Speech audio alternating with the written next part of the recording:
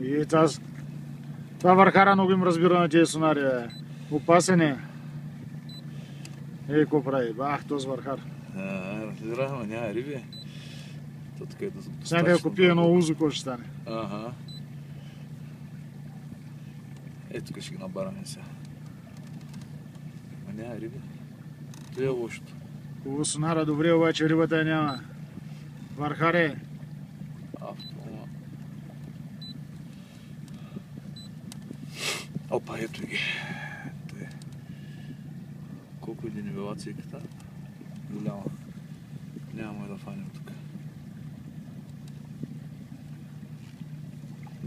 метра. Виж къде са рибите тук. Ето я.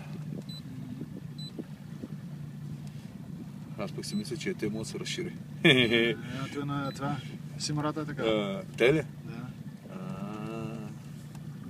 И то сдава по-добре от моя.